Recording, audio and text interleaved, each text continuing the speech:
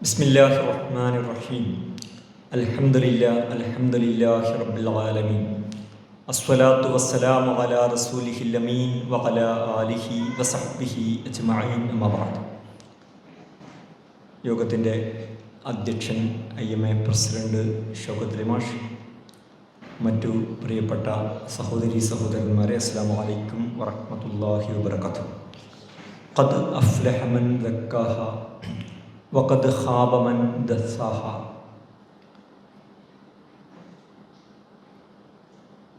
അല്ലാഹു സുബ്ഹാനഹു വ തആല മനുഷ്യരെക്കുറിച്ച് പറയുന്നൊരു കാര്യമാണ്, മനുഷ്യൻ്റെ മനസ്സിനെ ആര് സംസ്കരിച്ചുവോ അവരാണ് വിജയിക്കുന്നവർ. ഫലഹമഹ ഫുജൂറഹ വ തഖ്വാഹ. മനുഷ്യ മനസ്സിൽ തഖ്വയുടെ സാധ്യതകളും അധർമ്മത്തിൻ്റെ സാധ്യതകളുമുണ്ട്. ഖദ് അഫ്ലഹ മൻ ദക്കാഹ. മനസ്സിനെ സംസ്കരിച്ച, തസ്കിയത്ത് നൽകിയ ആളുകൾ വിജയിച്ചിരിക്കുന്നു, അല്ലാത്തവർ പരാജയപ്പെടുകയും ചെയ്തിരിക്കുന്നു. മനസ്സിനെ സംസ്കരിക്കുക, മനസ്സിനെ നന്നാക്കുക, ഇതൊരു പ്രധാനപ്പെട്ട പ്രവർത്തനമാണ്. നമുക്ക് മനസ്സും ശരീരവുമുണ്ട്. ശരീരം കൊണ്ട് നമ്മൾ ധാരാളം കാര്യങ്ങൾ ചെയ്യുന്നുണ്ട്. പക്ഷെ ഇതേപോലെ തന്നെ മനസ്സും പ്രവർത്തിക്കുന്നുണ്ട്. മനസ്സിനും പ്രവർത്തനങ്ങളുണ്ട്. മനസ്സിൻ്റെ പ്രവർത്തനങ്ങൾ അങ്ങനെ നമുക്ക് പുറമെ കാണാൻ സാധിക്കുകയില്ല. ശരീരത്തിൻ്റെ ശരീരം കൊണ്ടുള്ള പ്രവർത്തനങ്ങൾ നമുക്ക് പുറമെ കാണാൻ സാധിക്കും. പക്ഷെ യഥാർത്ഥത്തിൽ ആലോചിച്ചാൽ ശരീരത്തിൻ്റെ പ്രവർത്തനങ്ങളെന്ന് ശരീരം കൊണ്ടുള്ള പ്രവർത്തനങ്ങളെന്ന് പറയുന്നത് മനസ്സിൻ്റെ പ്രവർത്തനങ്ങളുടെ ഒരു മുകൾ ഭാഗം. നമ്മൾ മഞ്ഞുമലയെക്കുറിച്ചൊക്കെ പറയാറില്ലേ? മഞ്ഞുമലയിൽ നമ്മൾ കാണുന്നത് അതിൻ്റെ ഒരു ചെറിയ മുകൾ ഭാഗം മാത്രമാണ്. ബാക്കി വലിയ ഭാഗം കാണാതെ കടലിൻ്റെ ആഴത്തിൽ താഴ്ന്ന് ആണ്ട് കിടക്കുകയാണ് എന്ന് പറയുന്നത് പോലെ നമ്മുടെ മനസ്സും ശരീരവും താരതമ്യം ചെയ്ത്, മനസ്സിൻ്റെയും ശരീരത്തിൻ്റെയും പ്രവർത്തനങ്ങളെ താരതമ്യം ചെയ്ത് ആലോചിച്ചാൽ ശരീരം കൊണ്ട് നമ്മൾ നടത്തുന്ന പ്രവർത്തനങ്ങൾ മനസ്സിൻ്റെ പ്രവർത്തനങ്ങളുടെ ഒരു ചെറിയ മുകൾപ്പരപ്പ് മാത്രമാണ്. അതിൻ്റെ അടിയിൽ മനസ്സും മനസ്സിൻ്റെ പ്രവർത്തനങ്ങളും വളരെ വലിപ്പത്തിൽ ബൃഹത്തായി താഴ്ന്ന് ആണ്ട് കിടക്കുന്നുണ്ട് എന്ന് കാണാൻ സാധിക്കും. അപ്പോൾ ഈ മനസ്സിനെ എങ്ങനെയാണ് നന്നാക്കാൻ സാധിക്കുക? ഇസ്ലാം വളരെ പ്രാധാന്യത്തോടെ ഈ കാര്യം പഠിപ്പിക്കുന്നുണ്ട്. ഇതിനാണ് നമ്മൾ നിയ്യത്ത് എന്ന് പറയുന്നത്. ഇപ്പം നമസ്കാരത്തിൻ്റെ ഒന്നാമത്തെ ഉപാധി നിയ്യത്തുണ്ടാവുക എന്നതാണ്. ആ നിയ്യത്തില്ലാതെ നമസ്കാരത്തിൻ്റെ ഷർത്തുകൾ എല്ലാം 5 പ്രധാനമാണ്. ആ ഷർത്തുകളില്ലാതെ അതിലൊന്നാമത്തതാണ്, അല്ലെങ്കിൽ ഫർദുകളിൽ ഒന്നാമത്തതാണ് നിയ്യത്ത്. അപ്പോൾ ഈ നമസ്കാരത്തിന് മുമ്പുള്ള ഈ കാര്യങ്ങൾ ഇല്ലാതെ, പ്രത്യേകിച്ച് അതിൽ നിയ്യത്തില്ലാതെ നമ്മൾ ഈ കാര്യം നിർവഹിച്ചാൽ, ഇതേ കർമ്മങ്ങൾ നമസ്കാരത്തിൻ്റെ തക്ബീറത്തുൽ ഇഹ്റാം മുതൽ സലാം വരെയുള്ള ആ നിർദ്ദിഷ്ടമായ കർമ്മങ്ങൾ നിർവഹിച്ചാൽ അത് നമസ്കാരമാവുകയില്ല. നമസ്കാരമെന്നല്ല, എല്ലാ ഇബാദത്തുകൾക്കും ഇത് ബാധകമാണ്. അപ്പം നിയ്യത്ത് നല്ലതാവുക, അതിലൂടെയാണ് ഒരു കർമ്മം ഇബാദത്തും സൽക്കർമ്മവും ഒക്കെയായിട്ട് മാറുന്നത്. ഇബാദത്ത് എന്ന് പറഞ്ഞാൽ തന്നെ 2 ഉപാധികൾ ഒരേ സമയം ഒരു കർമ്മത്തിൽ ഉണ്ടാകുമ്പോൾ ആയിത്തീരുന്ന ഒന്നാണത്. അള്ളാഹുവിൻ്റെ പ്രതിഫലം ആഗ്രഹിച്ചുകൊണ്ടും അള്ളാഹുവിൻ്റെ കൽപ്പന പാലിച്ചുകൊണ്ടും നമ്മൾ ഏത് കർമ്മം ചെയ്താലും അത് ഇബാദത്തായിരിക്കും. ഒരേ സമയം 2 ഉപാധികൾ, കണ്ടീഷനുകൾ അപ്ലൈ ചെയ്യണം. അള്ളാഹുവിൻ്റെ പൊരുത്തം ആഗ്രഹിക്കണം, അള്ളാഹുവിൻ്റെ കൽപ്പന പാലിക്കണം. ഒരാൾ അള്ളാഹുവിൻ്റെ പൊരുത്തം ആഗ്രഹിച്ചുകൊണ്ട് മദ്യപിച്ചാൽ അത് ഇബാദത്താവില്ല. എന്താ കാരണം? അള്ളാൻ്റെ പൊരുത്തം ആഗ്രഹിച്ചിട്ടാണ് ചെയ്യുന്നത്. അയാൾക്ക് വേറെ ഉദ്ദേശമൊന്നുമില്ല. അയാൾ അള്ളാഹുവിൻ്റെ കൽപ്പന പാലിച്ചിട്ടില്ല. മദ്യപിക്കരുത് എന്ന, ലഹരി ഉപയോഗിക്കരുതെന്ന് പറയുന്ന അള്ളാഹുവിൻ്റെ കൽപ്പന അയാൾ ആ കർമ്മത്തിൽ പാലിച്ചിട്ടില്ല. ഒരാൾ ആളുകളെ കാണിക്കാൻ വേണ്ടി നമസ്കരിച്ചാൽ അതും ഇബാദത്താവുകയില്ല. അയാൾ അള്ളാഹിൻ്റെ കൽപ്പന പാലിച്ചിട്ടുണ്ട്. നിസ്കരിക്കേണ്ട സമയത്ത് തന്നെയാണ് നിസ്കരിക്കുന്നത്, നിസ്കരിക്കേണ്ട രൂപത്തിൽ തന്നെയാണ് നമസ്കരിക്കുന്നത്.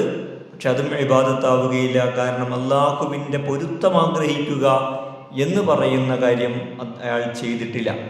ഒരേ സമയം ഈ രണ്ട് ഉപാധികളും പൂർത്തീകരിക്കുമ്പോഴാണ് ഒരു കർമ്മം ഇബാദത്തായിട്ട് മാറുന്നത് എന്നല്ല. അങ്ങനെ നമ്മൾ ചെയ്യുന്ന എല്ലാ കർമ്മങ്ങളും ഇബാദത്തുകളാണ്.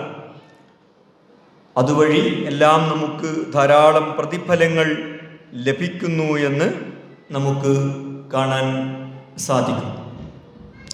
അപ്പോൾ ഇതൊരു കർമ്മത്തിൻ്റെ കാര്യമല്ല യഥാർത്ഥത്തിൽ. മറിച്ച് ഈ കർമ്മങ്ങൾ തന്നെ വിശ്വാസമില്ലാതെയും അള്ളാഹുവിൻ്റെ പ്രതിഫലം ആഗ്രഹിക്കാതെയും ധാരാളം ആളുകൾ ചെയ്യുന്നുണ്ടാകും. പക്ഷെ അത് ഇബാദത്താവുകയില്ല. അതേ കാര്യം അള്ളാഹുവിൻ്റെ പ്രതിഫലം ആഗ്രഹിച്ചുകൊണ്ട് മനുഷ്യൻ ചെയ്യുമ്പോഴാണ്, അള്ളാഹുവിൻ്റെ കൽപ്പന പാലിച്ചു ചെയ്യുമ്പോഴാണ് അത് ഇബാദത്തായിട്ട് മാറുന്നത്.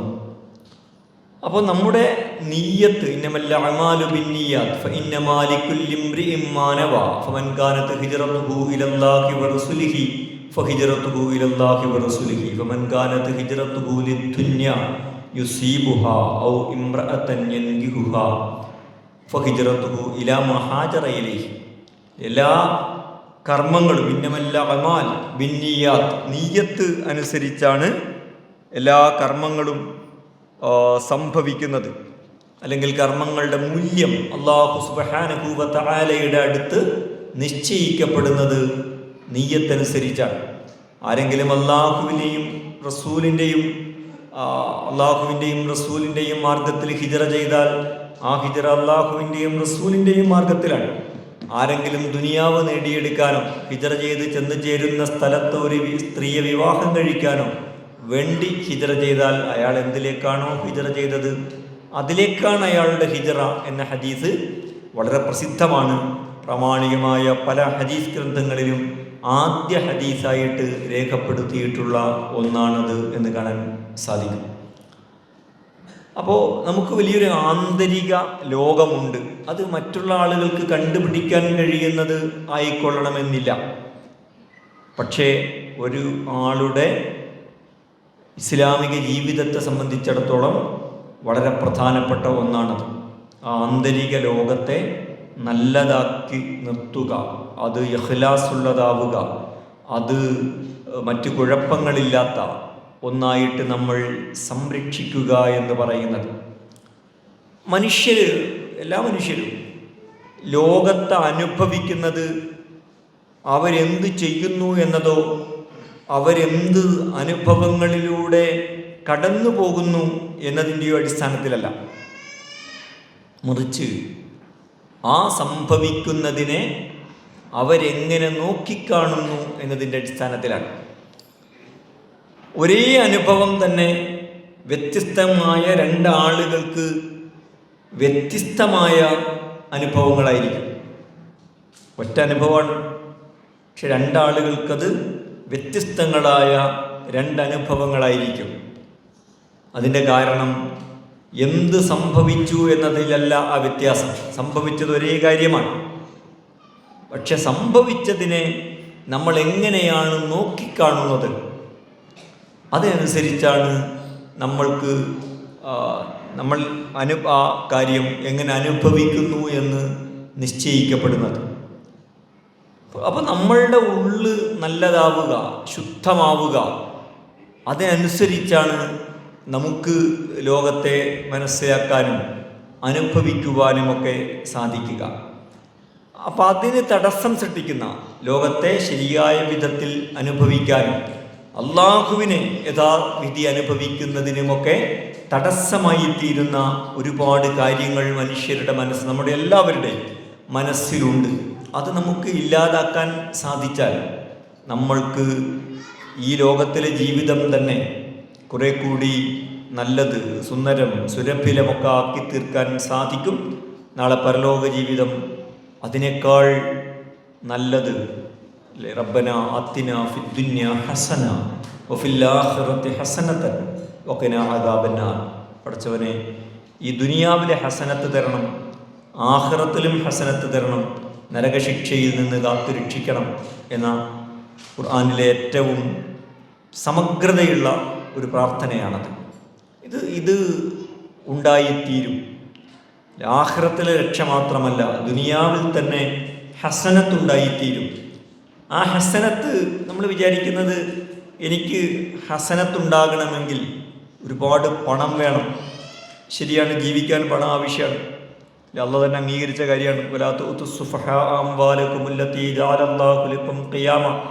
നിങ്ങളുടെ ജീവിതത്തിൻ്റെ അടിസ്ഥാനവും അവലംബവുമായിട്ട് അല്ലാഹു നിശ്ചയിച്ച പണത്തെ നിങ്ങൾ വിഡ്ഢികളുടെ കയ്യിൽ കൊടുക്കരുത്, അത് നിരുത്തരവാദപരമായി ഉപയോഗിക്കരുത് എന്നത് ശരിയാണ്. അതേസമയം പണം വർദ്ധിക്കുന്നതിനനുസരിച്ചാണ് ഒരാളുടെ സൗഭാഗ്യം വർദ്ധിക്കുക, പണം കുറയുന്നതിനനുസരിച്ചാണ് സൗഭാഗ്യങ്ങൾ കുറയുക എന്ന് വിചാരിക്കുന്നത് വെറുതെയാണ്. പണമെന്ന് പറയുന്നത്, പണമെന്നല്ല, ഭൗതികമായ ഏത് കാര്യങ്ങളും അതൊരു അടിസ്ഥാന അളവിൽ മനുഷ്യർക്ക് ആവശ്യമാണ്. പക്ഷെ അതെന്തിനാണ്? പണം മാത്രമായിട്ട് നമുക്കൊന്നും നൽകുന്നില്ല. അത് മനസ്സിലാകണമെങ്കിൽ ബിൽഗേറ്റ്സിൻ്റെ ഒരു പ്രസ്താവന ഓർമ്മിച്ചാൽ മതി. ബിൽഗേറ്റ്സ് പറയുന്നുണ്ട്, ഒരു ഘട്ടം കഴിഞ്ഞപ്പോൾ കറൻസി നോട്ടും ടിഷ്യൂ പേപ്പറും എനിക്ക് ഒരേ അനുഭവമാണ് നൽകിയത് എന്ന്.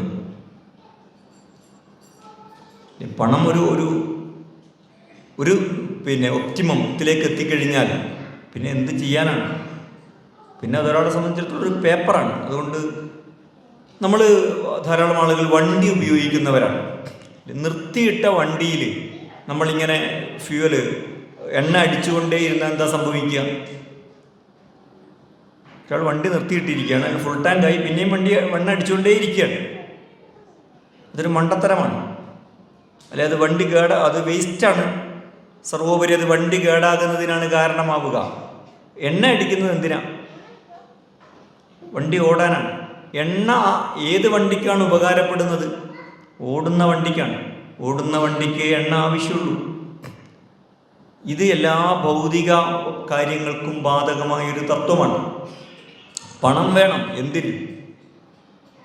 നമുക്ക് മര്യാദക്ക് ജീവിക്കാൻ. അതുപയോഗിച്ച്, പണം ഉപയോഗിച്ചിട്ട് നമുക്കും കുടുംബത്തിനും സമൂഹത്തിനുമൊക്കെ നല്ല കാര്യങ്ങൾ ചെയ്യാൻ അതിന് പണം വേണം. ആ അളവിലേ പണത്തിന് പ്രസക്തിയുള്ളൂ. അല്ലാതെ പണം ഒരാളിങ്ങനെ എണ്ണി കണക്കാക്കുന്നു, എന്നിട്ട് അതെന്നെ ശാശ്വതനാക്കും, പണം കൊണ്ട് മാത്രം എന്തോ അത്ഭുതങ്ങൾ സംഭവിക്കും എന്നൊരാൾ, പണം സ്വയം ഒന്നും പ്രവർത്തിക്കുന്നില്ല. നമുക്കെന്തെങ്കിലും നല്ല കാര്യങ്ങൾ നമുക്ക് വേണ്ടിയോ കുടുംബത്തിന് വേണ്ടിയോ സമൂഹത്തിന് വേണ്ടിയോ പ്രവർത്തിക്കാൻ പണം ഒരായുധമാണ്, ഒരു ഉപകരണമാണ്. എല്ലാം അങ്ങനെയാണ്. നമ്മുടെ ശരീരം അങ്ങനെയാണ്, ആരോഗ്യം അങ്ങനെയാണ്, സമയം അങ്ങനെയാണ്, നമ്മുടെ എല്ലാ ഭൗതിക വിഭവങ്ങളും അങ്ങനെയാണ്. അല്ലാതെ അതിങ്ങനെ കുന്നുകൂട്ടി വെച്ചിട്ട് എന്തോ ഒന്ന് ചെയ്യാനല്ല, അത് സ്വയം തന്നെ എന്തെങ്കിലും ചെയ്യും എന്ന് വിചാരിക്കുന്നത് വിഡ്ഢിത്തമാണ്. അപ്പോൾ നമ്മൾ എങ്ങനെയാണ് ദുനിയാവിനെ നോക്കിക്കാണുന്നത്? ദുനിയാവ് സ്വയം ഒരു ലക്ഷ്യമല്ല, മറിച്ച് നമ്മളുടെ നല്ല ജീവിതത്തിനും നമ്മുടെ സ്വർഗത്തിനുമൊക്കെയുള്ള മാർഗമാണ് ദുനിയാവെന്ന് പറയുന്നത്. അത് മനസ്സിലാകാതെ ഇരുന്നാൽ ദുനിയാവ് സ്വയം തന്നെ വലിയൊരു കെണിയായിട്ട് മാറും. ഇതാണ് ഖുർആൻ ഒരുപാട് സ്ഥലങ്ങളിൽ പറയുന്നത്. വൽ അസ്ർ ഇന്നൽ ഇൻസാന ലഫീ ഖുസ്ർ ഇല്ലല്ലദീന ആമനു വഅമിലുസ് സ്വാലിഹാത്തി വതവാസൂ ബിൽ ഹഖ് വതവാസൂ ബിസ്സബ്ർ. കാലം സാക്ഷിയാണ്.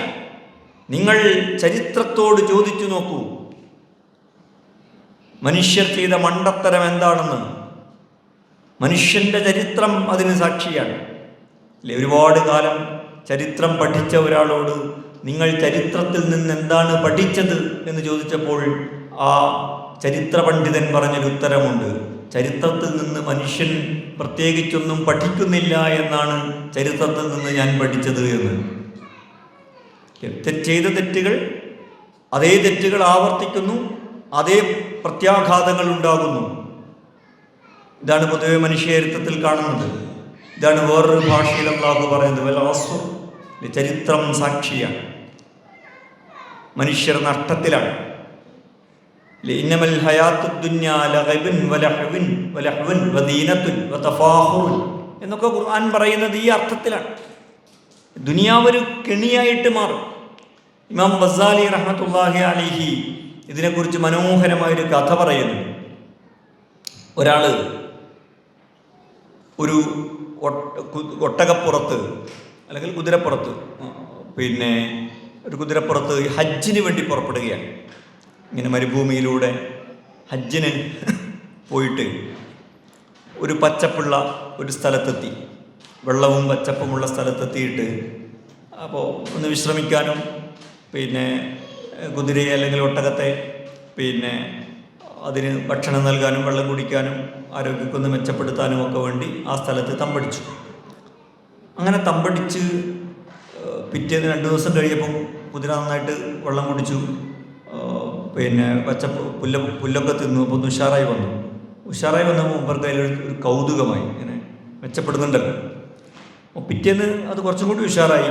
അങ്ങനെ ആ കുതിരയെ, ആ മൃഗത്തെ താലോലിച്ച് അതിൻ്റെ ആ അഴകും വളർച്ചയും ഒക്കെ ശ്രദ്ധിച്ച് അതിനെ കുറേ കൂടി ഇങ്ങനെ പുഷ്ടിപ്പെടുത്തി മൂപ്പരവിടെ ദിവസങ്ങൾ കഴിച്ചു കൂട്ടി. പിന്നെ കുറേ ദിവസം കഴിഞ്ഞപ്പോൾ ആളുകൾ ഹജ്ജ് കഴിഞ്ഞ് ഈ വഴിയിലൂടെ തിരിച്ചു പോകുന്നത് കണ്ടപ്പോഴാണ് മൂപ്പർക്ക് ഓർമ്മ വന്നത്, അല്ല ഞാനിപ്പോൾ ഹജ്ജിന് വന്നതായിരുന്നല്ലോ എന്നത്. ഗസാലി ഈ കഥ പറയുന്നത് എന്തിനാന്ന് ചോദിച്ചാൽ, ഹജ്ജിന് പോകാനുള്ള മാർഗമാണ്, വാഹനമാണെന്ത്, ഈ കുതിര അല്ലെങ്കിൽ ഒട്ടകം. പക്ഷെ കുറച്ച് കഴിഞ്ഞപ്പോൾ ഈ ആൾക്ക് എന്താ സംഭവിച്ചത്? ഞാൻ കുതിരയെ വളർത്താൻ, അതിനെ പോഷിപ്പിക്കാനുള്ള ആളാണ്, ലക്ഷ്യം മറന്നുപോയി. ഇത് സ്വയം ലക്ഷ്യമായി മാറി. ഇത് കുതിരയെക്കുറിച്ച കഥയല്ല. എന്തിനെക്കുറിച്ച കഥയാണ്? ദുനിയാവിനെ കുറിച്ച കഥയാണ്, അല്ലേ? ദുനിയാവിൻ്റെ ഒരു പ്രതീകം, രൂപകം, മെറ്റഫറാണത്. ദുനിയാവിലെ എല്ലാം നമുക്കുള്ളതാണ്. എന്തിന്? ഇത് സ്വയം ലക്ഷ്യമേ അല്ല, അല്ലേ? അപ്പോഴാണ് സ്വയം ലക്ഷ്യമല്ല എന്ന് പറയുന്ന വലിയ ഒരു ബോധം, അത് വലിയൊരു ബോധമാണ്, വലിയൊരു അവബോധമാണ്. ആ അവബോധമുള്ള ആള് ദുനിയാവ് തന്നെയാണ് ജീവിക്കുന്നത്. ആ അവബോധമില്ലാത്ത ആളും ഭക്ഷണം കഴിക്കുന്നു, ഈ അവബോധമുള്ളയാളും ഭക്ഷണം കഴിക്കുന്നു. ഒരുപക്ഷെ ഒരേ ഭക്ഷണമായിരിക്കും കഴിക്കുന്നത്, ഒരേ അളവിലായിരിക്കാം കഴിക്കുന്നത്, പക്ഷെ രണ്ടും ഒന്നല്ല. ഒരാളെ സംബന്ധിച്ചിടത്തോളം അത് സ്വയം തന്നെ ഒരു ലക്ഷ്യമാണ്, മറ്റേയാളെ സംബന്ധിച്ചിടത്തോളം അത് ലക്ഷ്യമല്ല. എനിക്ക് ആരോഗ്യം നിലനിർത്താനും അതുവഴി നല്ല കാര്യങ്ങൾ ചെയ്യാനും ഒക്കെയുള്ള ഒരു മാർഗമാണത്. ആ ആളെ സംബന്ധിച്ചിടത്തോളം അത് ഇബാദത്താണ്, അത് അമൽ സ്വാലിഹാത്താണ്. പക്ഷെ ദുനിയാവ് എപ്പോഴും നമ്മളെ വഞ്ചിക്കുന്ന ഒന്നുകൂടിയാണ്. ദുനിയാവ് നമ്മളെ വഞ്ചിക്കുന്നത്, നമ്മളെ ദുനിയാവ് ഒരുപാട് ആസ്വദിപ്പിച്ച് കളയുന്നു എന്ന അർത്ഥത്തിൽ മാത്രമല്ല, ദുനിയാവ് ആസ്വദിക്കാനുള്ളത് കൂടിയാണ്. മൻ ഹറമ സീനത്തല്ലാഹി അല്ലതി അഖ്റജ ലിഇബാദിഹി വത്തയ്യിബാതി മിനൽ റിസ്ഖ്. ആരാണടോ ഞാൻ എൻ്റെ അടിമകൾക്ക് വേണ്ടി ഉൽപ്പാദിപ്പിച്ച കാര്യങ്ങളെ നിഷിദ്ധമാക്കുന്നവനാരാണ് എന്നുള്ള ചോദിക്കുന്നുണ്ട്. ദുനിയാവിൻ്റെ ആസ്വാദനങ്ങൾ അത് മനുഷ്യർക്കുള്ളത്, വിശ്വാസികൾക്കും ഉള്ളത് തന്നെയാണ്. പക്ഷേ എന്താണ് വിശ്വാസിയും അല്ലാത്തവരും തമ്മിലുള്ള വ്യത്യാസം? അല്ലെങ്കിൽ ഒരു ഭൗതികവാദിയും വിശ്വാസിയും തമ്മിൽ ഇക്കാര്യത്തിലുള്ള വ്യത്യാസം എന്താണ്? വിശ്വാസിക്കറിയാം ഇതെൻ്റെ ലക്ഷ്യമല്ല, എനിക്കിതൊക്കെ വെച്ചിട്ട് ഇവിടെ വേറെ ഒരുപാട് കാര്യങ്ങൾ ചെയ്യാനും അതിനുള്ള വഴിയാണ്, മാർഗമാണിത്. ഇപ്പോൾ നമ്മളൊക്കെ കുടുംബജീവിതം നയിക്കുന്നവരാണ്. എന്തിനാ കുടുംബജീവിതം നയിക്കുന്നത്? നമുക്കൊരു ഉത്തരമുണ്ട്. നമുക്ക് കുടുംബം ഉണ്ടാകാൻ, അല്ലെങ്കിൽ നമ്മൾ ഒരു ഭർത്താവായതുകൊണ്ട്, ഭാര്യയായതുകൊണ്ട്, പിതാവായതുകൊണ്ട്, മാതാവായതുകൊണ്ട് നമ്മളത് നയിക്കുന്നത് നമ്മളുടെ ഒരു ഉത്തരവാദിത്തമാണ്. അല്ലെങ്കിൽ അത് ചെയ്തിട്ടില്ലെങ്കിൽ അതിന് ഭൂമിയിൽ നമ്മുടെ ജീവിതത്തിൽ പ്രത്യാഘാതമുണ്ടാകും, അല്ലെങ്കിൽ ചുരുങ്ങിയ നാട്ടുകാരെന്തെങ്കിലുമൊക്കെ പറയും. അല്ല, ഇങ്ങനെ ഒരു കുടുംബം കെട്ടിപ്പടുക്കുക എന്നത് റബ്ബ് സുബ്ഹാനഹു വ തആല നമ്മെ ഏൽപ്പിച്ച ഉത്തരവാദിത്തമാണ്. അതാണ് നമ്മൾ നിർവഹിക്കുന്നത്. അതുകൊണ്ടാണ് കുടുംബജീവിതത്തിലെ പല കാര്യങ്ങളെക്കുറിച്ചും അള്ളാന്റെ റസൂല് അതിന് നിങ്ങൾക്ക് പുണ്യമുണ്ട് എന്ന് പറഞ്ഞത്.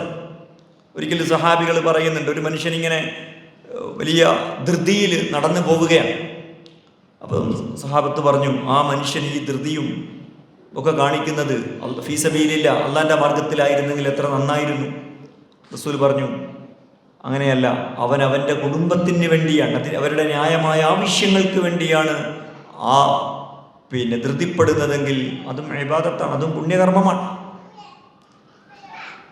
ഇണയുടെ വായിൽ ഉരുള വെച്ചു കൊടുക്കുന്നതിനും പുണ്യമുണ്ട്, ശാരീരിക ബന്ധത്തിന് പോലും പുണ്യമുണ്ട് എന്നൊക്കെ പറയുന്നത് ഈ അർത്ഥത്തിലാണ്.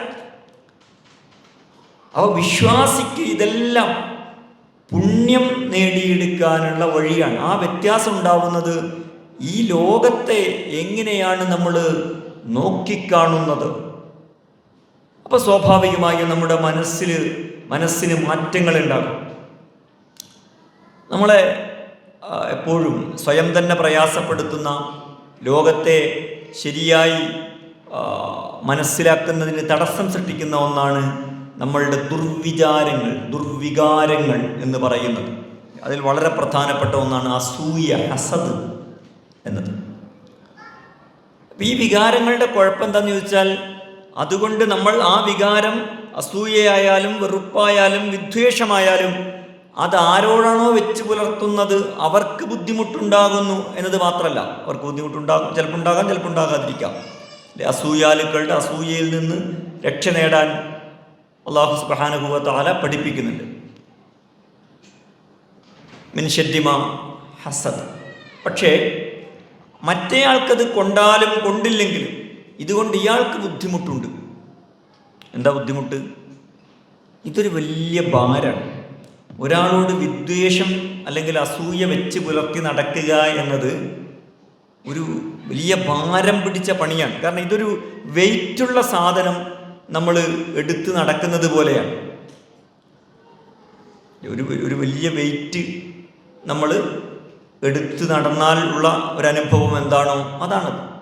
അതേസമയം അത് നമ്മളങ്ങോട്ട് ഒഴിവാക്കിയാൽ നമ്മൾ ഫ്രീ ആണ്. അല്ലേ, നമ്മുടെ ഇന്ത്യൻ റെയിൽവേയുടെ ഒരു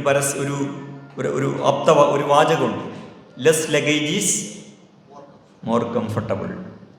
അല്ലേ, ആളുകളോടും നമുക്കൊരു പ്രശ്നവുമില്ല, പണക്കവുമില്ല എങ്കിൽ നമ്മൾ ലെസ് ലഗേജാണ്. എങ്കിലതെന്താണ്? മോർ കംഫർട്ടബിളാണ്. നമുക്കാകെ പ്രശ്നമാണ്, എല്ലാവരോടും പ്രശ്നമാണ്, അല്ലെങ്കിൽ അസൂയയാണ്. എങ്കിൽ ഇത് വലിയ ലഗേജാണ്. ഈ ലഗേജും കൊണ്ട് വേണം, ഈ less luggage is more comfortable എന്നത് യാത്രയെക്കുറിച്ച ഒരു അധ്യാപനം, ഒരു പാഠമാണ്. ജീവിതയാത്രക്കും ബാധകമായിട്ടുള്ളൊരു കാര്യമാണത്. അല്ലേ, അപ്പോൾ ആളുകളോട് വിദ്വേഷം, അസൂയ ഇത് വെച്ച് പുലർത്താതിരിക്കുക.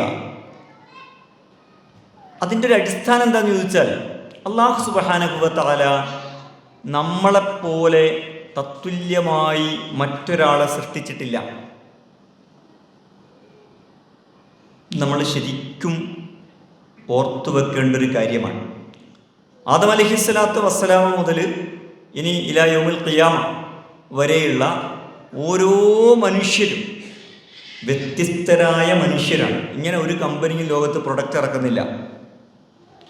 ചുരുങ്ങിയത് ഒരു ബാച്ച് പ്രൊഡക്റ്റുകളെല്ലാം എന്തായിരിക്കും? ഒരേപോലെയായിരിക്കും. അങ്ങനെയായിരുന്നു മനുഷ്യരെങ്കിൽ നമ്മൾ പെട്ടുപോവുകയായിരുന്നു. 1992 ജനിച്ചവരെല്ലാം ഒരുപോലെയായിരിക്കും. ആ ബാച്ചൊക്കെ സെയിം. ദുഷ്കരമായി പോവുമായിരുന്നു മനുഷ്യൻ്റെ ജീവിതം. ലിതആറഫു, മനുഷ്യർക്കിടയിലുള്ള വ്യത്യസ്തതകൾ സൃഷ്ടിച്ചത് എന്തിനാണ്? നമ്മൾ പരസ്പരം തിരിച്ചറിയാൻ. സൂറത്ത് സുഖ്റൂഫിൽ അല്ലാഹു പറയുന്നുണ്ട്, തിരിച്ചറിയാൻ വേണ്ടി മാത്രമല്ല, മനുഷ്യർ പരസ്പരം ആശ്രയിക്കാനാണ്. അപ്പോൾ ഒരാളെപ്പോലെയല്ല മറ്റൊരാൾ. നമ്മളെപ്പോലുള്ള ഒരാളെയും നമ്മൾ ജീവിതത്തിൽ കണ്ടുമുട്ടിയിട്ടില്ല, ഇനി കണ്ടുമുട്ടാനും പോകുന്നില്ല, ഇതിന് മുമ്പും ഉണ്ടായിട്ടില്ല ചരിത്രത്തിൽ ഒരിക്കലും. അത് ഏതോ മഹാനായ ഒരു മനുഷ്യൻ്റെ കാര്യത്തിൽ മാത്രമല്ല, ഏറ്റവും നിസ്സാരരെന്ന് നമ്മൾ കരുതുന്ന ഒരാൾ, അല്ലെങ്കിൽ എന്നെക്കുറിച്ച് നിങ്ങളെക്കുറിച്ച് നമ്മൾ ഓരോരുത്തരും എങ്ങനെയാണോ കാണുന്നത്, ഒരാൾ സങ്കല്പിച്ചോ അയാളെ വളരെ ഒരു നിസ്സാരക്കാരിയായിട്ടാണ് കരുതുന്നത് എന്ന് വെക്കുക. എന്നാൽ ആ നിസ്സാരക്കാരിയെയും പോലെ ഒരാളും ഇതിനു മുമ്പ് ഭൂമുഖത്തുണ്ടായിട്ടില്ല. ഇതൊരു യുനീക്ക്, അനന്യം ആയിട്ടുള്ള ഒരു പടപ്പാണ്. നമ്മളെ കൊണ്ട് ചെയ്യാൻ ഉദ്ദേശിക്കുന്ന ഒരു കാര്യം ഇതിനു മുമ്പ് വേറെ ഇതേ പാറ്റേൺ, ഇതേ കോമ്പിനേഷൻ, ഇതേ സ്വഭാവത്തിൽ ഇതിനു മുമ്പ് വേറെ ആരെ കൊണ്ടും ചെയ്യിക്കാൻ അല്ലാഹു ഉദ്ദേശിച്ചിട്ടില്ല. അപ്പോൾ നമുക്ക് ചെയ്യാനുള്ളത് ഒരു കാര്യമാണ്, വേറൊരാൾക്ക് ചെയ്യാനുള്ളത് വേറൊരു കാര്യമാണ്. ഇമാം ഹസൻ ബസരി റഹ്മത്തുള്ളാഹി അലൈഹിയോട് ഒരിക്കൽ ഒരാൾ ചോദിക്കുന്നുണ്ട്, നിങ്ങളെപ്പോഴും വളരെ ശാന്തനാണല്ലോ, ഒരു ബേജാറും ബദ്ധപ്പാടും നിങ്ങൾക്ക് കാണാറില്ലല്ലോ, അതെന്താ കാരണം? അതിൻ്റെ രഹസ്യം എന്താണ്? അതിന് ഹസൻ ബസരി റഹ്മത്തുള്ളാഹി അലൈഹി പറഞ്ഞ ഉത്തരം, എൻ്റെ ഭക്ഷണം, എൻ്റെ ചോറ് വേറെ ആരും തിന്നുകളയില്ല എന്ന് എനിക്ക് ഭയങ്കര ഉറപ്പാണ്. ഞങ്ങളുടെ വടക്കന്മാരുടെ ഭാഷയിൽ പറഞ്ഞാൽ എൻ്റെ ചോറ് വേറെ ആരും വെയിച്ച് കളയൂല എന്ന ഉറപ്പാണത്, അല്ലേ? നമ്മളെ പ്രശ്നം നമ്മളെ ചോറ് വേറെ ആരും വെയിച്ച് കളയുന്നുള്ളത് മാത്രമല്ല, നമ്മളെക്കാൾ ചോറ് വേറെ അപ്പുറത്താർക്കും വെയിച്ച് കളയുന്നുണ്ടോ എന്ന ബേജാറിലാണ് നമ്മൾ. നമ്മുടെ ചോറിന് പ്രശ്നമില്ല, സേഫാന്ന് നമുക്കറിയാം. പക്ഷെ അതല്ല പ്രശ്നം. എന്താ പ്രശ്നം? അപ്പുറത്തെങ്ങാനുണ്ടോ നമ്മളെക്കാൾ ഉഷാറായിട്ട് ആരെങ്കിലും ചോറ് വഹിക്കുന്നുണ്ടോ എന്നതാണ് പ്രശ്നം. അപ്പോൾ ഇങ്ങനെയല്ല ഇമാം. അപ്പോൾ നമ്മൾക്ക് നമ്മുടെ ജീവിതമാണ്, മറ്റൊരാൾക്ക് മറ്റൊരാളുടെ ജീവിതമാണ്. ഈ യാഥാർത്ഥ്യം മനസ്സിലാക്കിയാൽ തന്നെ ഒരുപാട് മനസ്സമാധാനം ഉണ്ടാവും. മനുഷ്യരെപ്പോഴും നമ്മളുടെ മനസ്സമാധാനം നഷ്ടപ്പെടുന്നത് താരതമ്യം ചെയ്തിട്ടാണ്. ഇത് നമ്മൾ എപ്പോഴും പറഞ്ഞ ലളിതമായ ഉദാഹരണമാണ്. കരണ്ട് പോയാൽ നമ്മൾ ആദ്യം ചെയ്യുന്ന പണി എന്താ? സലാലയിൽ കരണ്ട് പോകാറില്ല എന്ന് ഞാൻ മനസ്സിലാക്കുന്നത്. നമ്മൾ കേരളത്തിൽ അല്ലേ, കരണ്ട് പോയാൽ നമ്മൾ ആദ്യം എന്താ ചെയ്യുക? അപ്പുറത്തെ വീട്ടിൽ നമുക്ക് കരണ്ട് ഉണ്ടോ അല്ലേ? ഇല്ലെങ്കിലോ ഒരു കുഴപ്പമില്ല. അത് കരണ്ട് പോവുക എന്നതുകൊണ്ടുള്ള പ്രശ്നം അപ്പുറത്തെ വീട്ടിൽ കരണ്ട് ഇല്ലെങ്കിലും നമുക്കുണ്ടാവൂലേ? അവിടെ ഒരു സാധനവും വർക്ക് ചെയ്യൂല, ലൈറ്റാണ്, ഒന്നും ചെയ്യാൻ പറ്റില്ല. പക്ഷെ ഒറ്റ കുഴപ്പവും നമുക്കില്ല. കാരണം എന്താ? അപ്പുറത്തും ഇല്ലല്ലോ. അതിനൊരു ന്യായമായ മനഃശാസ്ത്രമുണ്ട്. അതെന്താന്ന് ചോദിച്ചാൽ, എല്ലാവരുടെയും പോയിട്ടുണ്ടെങ്കിൽ ആരോ നന്നാക്കും അല്ലേ? നമ്മുടെ അടുത്ത് മാത്രം പോയതെങ്കിൽ എന്ത് ചെയ്യണം? നമ്മളെ മാത്രം ഫ്യൂസ് പോയതാണെങ്കിൽ നമ്മൾ നന്നാക്കണം എന്ന ഒരു ലോജിക്കൽ ആയിട്ടുള്ളൊരു കാര്യം അതുണ്ട്. അത്ര അളവിലത് ശരിയുമാണ്. പക്ഷെ അത് മാത്രമല്ല എൻ്റെ കാരണം. എന്താണ്? ആർക്കും ഇല്ലെങ്കിൽ എനിക്കൊരു കുഴപ്പമില്ല, മറ്റവർക്കൊക്കെ ഉണ്ടോ എന്നിട്ട് എനിക്കില്ലേ? അത് പറ്റില്ല അല്ലേ? ശരിയാണ്, അതിൽ വിവേചനത്തിൻ്റെ പ്രശ്നം ഉണ്ടെങ്കിൽ അത് അഡ്രസ്സ് ചെയ്യപ്പെടേണ്ടതാണ്. പക്ഷെ അത് മാത്രമല്ല നമ്മുടെ പ്രശ്നം അല്ലേ? അപ്പോൾ ഇങ്ങനെയല്ല, ഓരോരുത്തരുടെയും ജീവിതം വ്യത്യസ്തങ്ങളാണ്. പണ്ട് ഒരു ഗുരുവിനോട്, ഒരു ഉസ്താദ്, ഒരു ഷേഖിനോട്, ഒരു ഗുരു തൻ്റെ ശിഷ്യന്മാരോട് പറഞ്ഞു, ജീവിതമാകുന്ന പരീക്ഷ വളരെ ലളിതമാണ്. നമ്മളെല്ലാവരും ജീവിതത്തിൽ പല പരീക്ഷ എഴുതിയവരായിരിക്കും. പരീക്ഷകൾ പൊതുവെ ടഫാണ് അല്ലേ? ഏത് പരീക്ഷയിലെയും വിജയശതമാനം ചെറുതായിരിക്കും. പക്ഷെ ജീവിതമാകുന്ന പരീക്ഷയ്ക്ക് ഈ പ്രശ്നമൊന്നുമില്ല, ആർക്കും ജയിക്കാവുന്ന ഒന്നാണ് ജീവിതമാകുന്ന പരീക്ഷ എന്ന് ഈ ഗുരു എപ്പോഴും പറയും. അപ്പോൾ ഗുരുവിനോട് ശിഷ്യൻ ചോദിച്ചു, അല്ല ഗുരു, നിങ്ങളെപ്പോഴും പറയാറുണ്ടല്ലോ ജീവിതമാകുന്ന പരീക്ഷ വളരെ ലളിതമാണ്. പക്ഷേ ഞാൻ നിങ്ങൾ ഈ തത്വം മനസ്സിലാക്കിയിട്ട് മൊത്തം മനുഷ്യരുടെ ജീവിതത്തിലേക്ക് നോക്കി. പക്ഷേ നിങ്ങൾ പറയുന്ന പോലെ അല്ലല്ലോ, ജീവിതമാകുന്ന പരീക്ഷയിൽ മഹാഭൂരിഭാഗം ആളുകളും തോറ്റുപോകുകയാണ് ചെയ്യുന്നത്. അതെന്തുകൊണ്ടാണ്? അപ്പോൾ ഈ ഗുരു പറഞ്ഞു, നിന്റെ നിരീക്ഷണം ശരിയാണ്, പക്ഷെ തോറ്റുപോകുന്നതിൻ്റെ കാരണം ജീവിതമാകുന്ന പരീക്ഷ സാധാരണ പരീക്ഷയിൽ നിന്ന് വ്യത്യസ്തമാണ്. സാധാരണ പരീക്ഷയിൽ എല്ലാ പരീക്ഷാർത്ഥികൾക്കും ഒറ്റ ചോദ്യപേപ്പറാണ് കൊടുക്കുക. പക്ഷെ ജീവിതമാകുന്ന പരീക്ഷയുടെ രീതി അതെല്ലാവർക്കും വ്യത്യസ്തങ്ങളായ ചോദ്യപേപ്പറുകളാണ് കൊടുക്കുന്നത്. പക്ഷെ മനുഷ്യർ ചെയ്യുന്നത് തൊട്ടടുത്തുള്ള ആളുടെ നോക്കി എഴുതുകയാണ്. അപ്പോൾ തോൽക്കും. എന്താ കാരണം? ചോദ്യം വ്യത്യാസമുണ്ട് അല്ലേ? അപ്പോൾ അയാളുടെ ക്വസ്റ്റ്യൻ അല്ല അയാളെ ആൻസർ ചെയ്യുന്നത്, ഔട്ട് ഓഫ് സിലബസ് അല്ലേ? പരീക്ഷ അയാളുടെ ക്വസ്റ്റ്യൻ അല്ല അയാൾ ആൻസർ ചെയ്യുന്നത്, വേറെ ആരുടെയോ ക്വസ്റ്റ്യനാണ്. അതിനയാൾ ആൻസർ ചെയ്തിട്ട് എന്താണ് കാര്യം അല്ലേ? ഇത് നാളെ പരലോകത്തും ഇപ്പോൾ നമ്മളൊരാളും തമ്മിൽ, നമ്മളുടെ സഹോദരനോ സഹോദരിയോ ഒക്കെ തമ്മിൽ വഴക്കായ തന്നെ ഭയങ്കര രസമാണ്. പിന്നെ നമ്മൾ നിരന്തരം ഇതാണ് വർക്കൗട്ട് ചെയ്യുക മനസ്സിൽ അല്ലേ? അതിൻ്റെ ന്യായങ്ങൾ, വിശദീകരണങ്ങൾ, ആരെങ്കിലും ഒരാൾ നമ്മളോട് അതിനെക്കുറിച്ച് ചോദിച്ചാൽ അതിന് പറയേണ്ടുന്ന ഉത്തരങ്ങൾ, അതിങ്ങനെ കിട്ടുന്ന ഡാറ്റകൾ മുഴുവൻ ശേഖരിച്ച് വെച്ചിട്ട് നമ്മളിങ്ങനെ ആ ഉത്തരങ്ങൾ ഇങ്ങനെ അപ്ഡേറ്റ് ചെയ്തുകൊണ്ടേയിരിക്കും. പലരോടും നമ്മൾ പറഞ്ഞുകൊണ്ടിരിക്കുകയും ചെയ്യും, എന്നോട് അങ്ങനെ ചെയ്തിട്ടുണ്ട്, ഇങ്ങനെ ചെയ്തിട്ടുണ്ട്, ഓക്കെ. പക്ഷെ നിങ്ങൾ ആലോചിച്ച് നോക്കിയേ, നാളെ പരലോകത്ത് എന്നോട് ചോദിക്കാൻ പോകുന്നത് എൻ്റെ സഹോദരി എന്നോട് എന്താ ചെയ്തതെന്നാണോ ചോദിക്കാൻ പോകുന്നത്? അല്ല, എന്താ ചോദിക്കാൻ പോകുന്നത്? എൻ്റെ സഹോദരിയോട് ഞാൻ എങ്ങനെയാണ് പെരുമാറിയത് എന്നാണ് എന്നോട് ചോദിക്കാൻ പോകുന്നത്. ഞാൻ എന്ത് ചോദ്യത്തിനാണ് ഉത്തരം ഇവിടെ പഠിച്ചു വെക്കുന്നത്? അവരെന്നോട് എങ്ങനെയാണ് പെരുമാറിയത് എന്നതിൻ്റെ ഉത്തരമാണ് ഞാൻ വളരെ കഷ്ടപ്പെട്ട് ശേഖരിച്ച് പഠിക്കുന്നത്. ഇത് ആരോട് ചോദിക്കാൻ പോകുന്ന ചോദ്യമാണ്? ഓളോട് ചോദിക്കാൻ പോകുന്ന ചോദ്യമാണ്. ഞാൻ ഉത്തരം പഠിച്ചിട്ട് എന്താ കാര്യം? ഞാൻ പഠിക്കേണ്ടത് എന്തിൻ്റെ ഉത്തരമാണ്? ഞാൻ അവളോട് എങ്ങനെയാണ് പെരുമാറിയത് എന്നതിൻ്റെ ഉത്തരമാണ്. നമ്മൾ എവിടെയും പഠിക്കാറില്ല. നമ്മൾ പഠിക്കുന്നതാണ് ഇത് നമ്മൾ ഭയങ്കരമായിട്ട് പഠിച്ചു വെക്കും അല്ലേ? ആരോട് പറഞ്ഞാൽ നമുക്ക് വാദിച്ച് ജയിക്കാൻ കഴിയുന്ന രീതിയിൽ. അപ്പോൾ നമ്മുടെ ജീവിതങ്ങൾ വ്യത്യസ്തങ്ങളാണ്. എനിക്ക് വ്യത്യസ്തങ്ങൾ എന്ന് പറഞ്ഞാൽ ഭയങ്കര അടിസ്ഥാനപരമായി തന്നെയല്ല, ഓരോരുത്തരുടെ ജീവിതവും വ്യത്യസ്തങ്ങളാണ് എന്നല്ല പറയുന്നത് അല്ലേ? നമ്മൾ പൊതുവിൽ മനുഷ്യരാണ്. ആണിനെയും പെണ്ണിനെയും കുറിച്ച് പറഞ്ഞപ്പോൾ പോലും അള്ളാഹ് പറഞ്ഞു, മിൻ അൻഫുസിക്കും, നിങ്ങളിൽ നിന്നു തന്നെയുള്ളവരാ. ആ സമാനതകളൊക്കെ മനുഷ്യർക്കുണ്ട്. പക്ഷേ ഓരോരുത്തരുടെ ജീവിതത്തിനും വ്യത്യസ്തതയുണ്ട്. ഇത് മനസ്സിലാകണമെങ്കിൽ ഞാനിപ്പോൾ എനിക്ക് എൻ്റെ ഉദാഹരണം തന്നെ പറയാം. ഇപ്പം അങ്ങോട്ട് മരിച്ചുപോയി എന്ന് കരുതുക. അപ്പം ഞാൻ ഇപ്പോൾ പലതുമാണ്. ഞാനൊരു 5 കുട്ടികളുടെ വാപ്പയാണ്, ഒരു ഉമ്മയുടെയും വാപ്പയുടെയും മകനാണ്. ഞങ്ങൾ മൊത്തം 8 മക്കൾ, 7 ആളുകളുടെ സഹോദരനാണ്. ഒരു സംഘടനയുടെ ഭാരവാഹിത്വമുള്ള ആളാണ്. ഇങ്ങനെ തുടങ്ങിയിട്ട് ഒരു പ്രൊഫൈൽ ഉണ്ടാക്കിയാൽ, വ്യക്തിപരവും കുടുംബപരവും സാമൂഹികവും എല്ലാമായിട്ട് ഒരു പ്രൊഫൈൽ ഉണ്ടാക്കിയാൽ ഒരു 10, 15, 20 കാര്യങ്ങൾ നിർവഹിക്കുന്ന ഒരാളായിരിക്കും. ഞാനിപ്പോൾ അങ്ങോട്ട് മരിച്ചു പോയാൽ ഈ സ്ഥാനത്തേക്കെല്ലാം കൂടി ഒരാൾ വരില്ല. എനിക്ക് തത്തുല്യമായ ഒരാളിവിടെ ഉണ്ടെങ്കിൽ ഞാൻ അങ്ങോട്ട് മരിച്ച അയാൾ ആ സ്ഥാനത്തേക്കൊക്കെ വരണ്ടേ? അത് വരില്ല. ഈ 15 പോസ്റ്റ് ഉണ്ടെങ്കിൽ അത് മിക്കവാറും 15 അല്ലെങ്കിൽ 14 ഒരു 10 ആളുകളെങ്കിലും വിഭജിച്ചെടുക്കും അല്ലേ? എൻ്റെ ഭാര്യ ചിലപ്പോൾ വേറെ ആളെ കല്യാണം കഴിച്ചു എന്ന് വരാം. പിന്നെ ഞാൻ വഹിക്കുന്ന പല പദവികൾ പലരേറ്റെടുക്കും. ഇതേ രീതിയിലൊരു എനിക്ക് ശേഷം വേറൊരാൾ ആ സ്ഥാനത്ത് വരിക എന്നത് ഇല്ല. അങ്ങനെ തത്തുല്യമല്ല നമ്മുടെ ആരുടെയും ജീവിതം എന്ന് പറയുന്നത്. അപ്പോൾ അതുകൊണ്ട് തന്നെ മത്സരത്തിന് നമ്മളെ ഇവിടെ ഈ പല ആളുകളും ഈ മോട്ടിവേഷൻ അങ്ങനെയുള്ള പലരും പഠിപ്പിക്കുന്നൊരു കാര്യം, അല്ലെങ്കിൽ സ്കൂളുകൾ നമ്മൾ പോലും നമ്മുടെ കുട്ടികളെ പഠിപ്പിക്കുന്നൊരു കാര്യം, ഈ ലോകം ഒരു മത്സര സ്ഥലമാണ് അല്ലേ? മത്സരിച്ച് ജയിച്ചോളണം എന്നാണ്.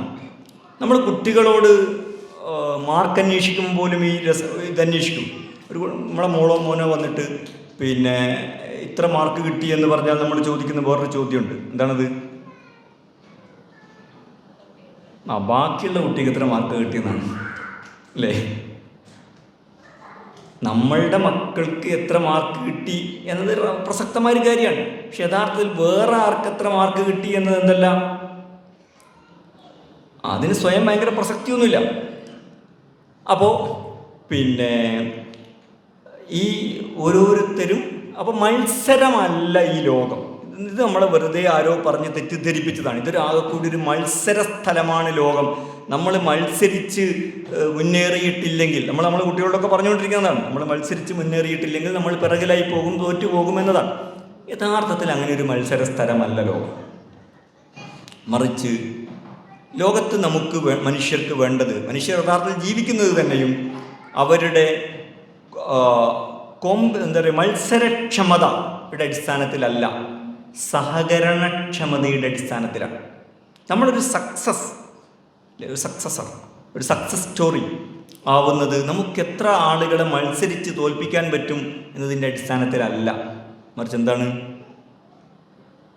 നമുക്ക് എത്ര ആളോട് കോപ്പറേറ്റ് ചെയ്യാൻ കഴിയും എന്നതിൻ്റെ അടിസ്ഥാനത്തിലാണ്. നിങ്ങളുടെ ജോലി സ്ഥലത്ത് എടുത്തു നോക്കിക്കോ, സംഘടനാ പ്രവർത്തനത്തെ എടുത്തു നോക്കിക്കോ, നിങ്ങളുടെ കുടുംബജീവിതത്തെ എടുത്ത്, കുടുംബജീവിതം മീൻസ് ദാമ്പത്യത്തെ മാത്രമല്ല വിശാല കുടുംബജീവിതത്തെ ഒക്കെ എടുത്തു നോക്കിക്കോ. അതിൽ വിജയിക്കുന്നവരാരാ? സാധാരണ പറയാറുണ്ട്, നിങ്ങൾക്ക് ശത്രുക്കളെ വേണോ എങ്കിൽ നിങ്ങൾ ജയിക്കുക, നിങ്ങൾക്ക് മിത്രങ്ങളെ വേണോ എങ്കിൽ നിങ്ങൾ എന്ത് ചെയ്യുക? തോറ്റു കൊടുക്കുക. തോൽപ്പിച്ചിട്ട് ആരെയും എന്ത് ചെയ്യാൻ കഴിയില്ല? മിത്രമാക്കാൻ കഴിയില്ല. ലോകത്തെ യഥാർത്ഥത്തിൽ തന്നെ ലോകത്ത് മത്സരമല്ല നടക്കുന്നത്. നമ്മുടെ നാട്ടിൽ പഞ്ചായത്ത് തെരഞ്ഞെടുപ്പ് നടന്നുകൊണ്ടിരിക്കുന്ന ഒരു സമയമാണിത്.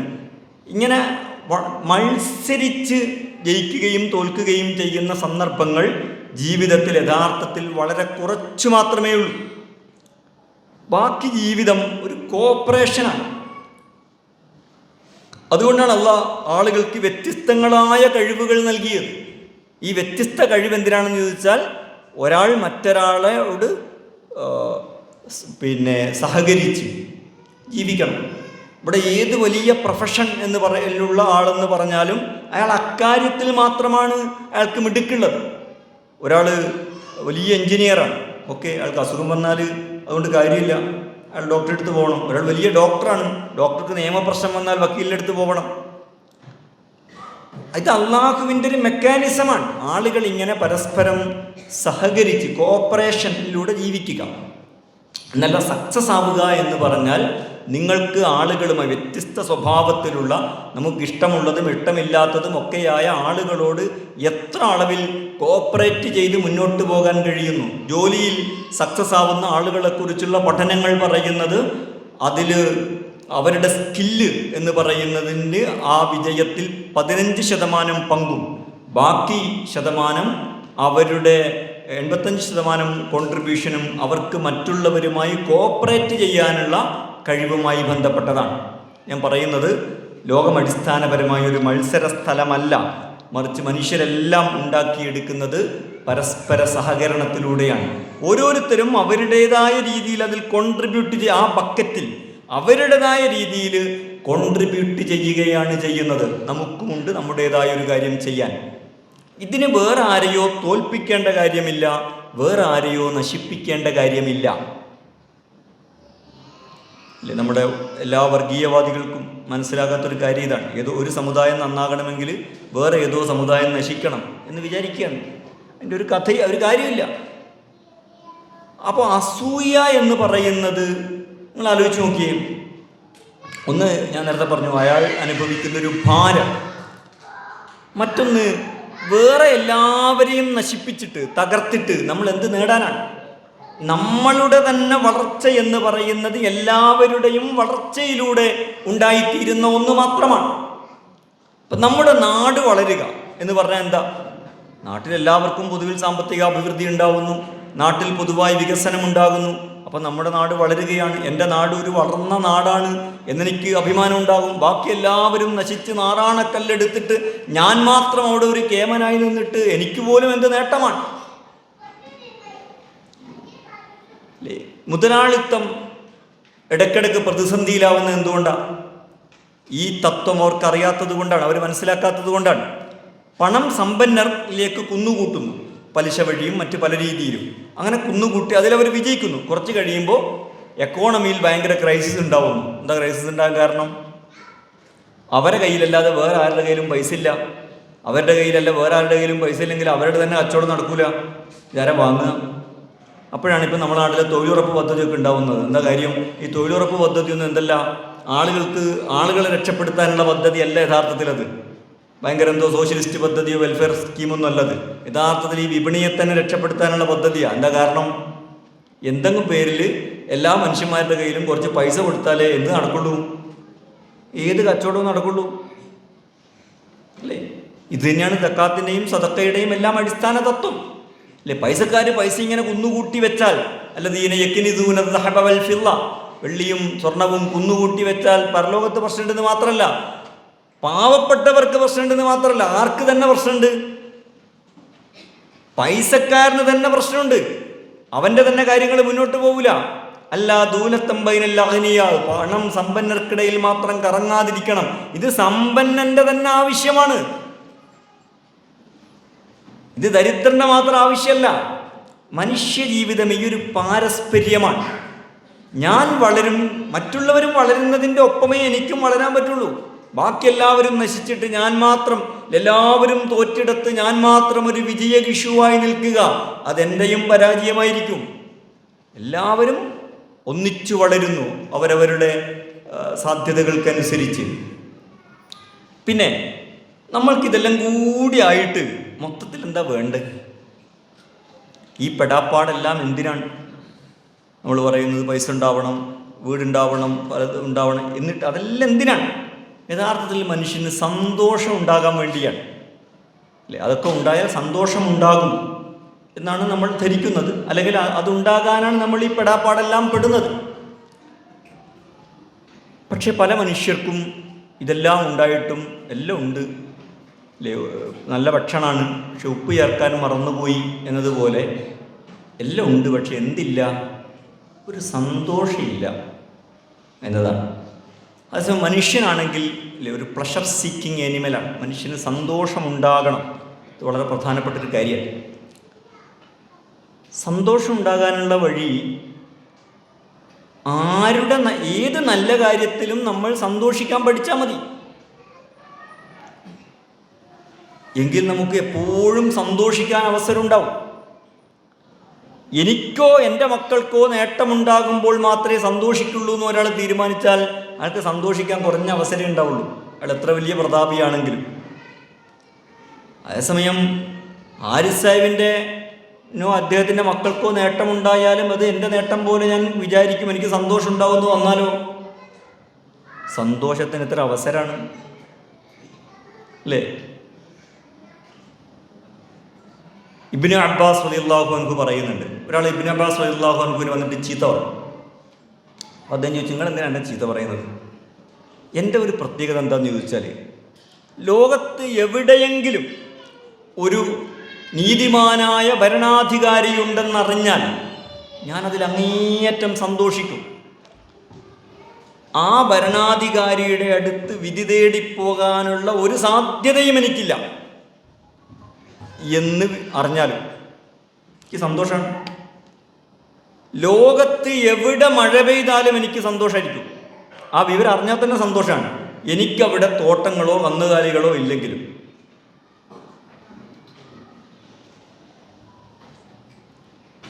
സന്തോഷമായാലും സമ്പത്തായാലും ഇതിനൊക്കെ സ്രോതസ് വേണം.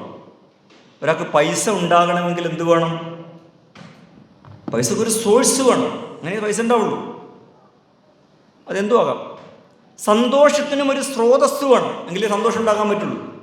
പക്ഷെ സമ്പത്തും സന്തോഷവും തമ്മിലുള്ള വ്യത്യാസം എന്താണെന്ന് ചോദിച്ചാൽ, നമുക്ക് സമ്പത്ത് ഉണ്ടാകണമെങ്കിൽ നമ്മളുടെ തന്നെ സ്രോതസ്സിൽ നിന്ന് നമുക്ക് സമ്പത്ത് ഉണ്ടാവുള്ളൂ. പക്ഷെ ആരുടെ സ്രോതസ്സിൽ നിന്നും നമുക്ക് സന്തോഷം ഉണ്ടാക്കാൻ പറ്റും?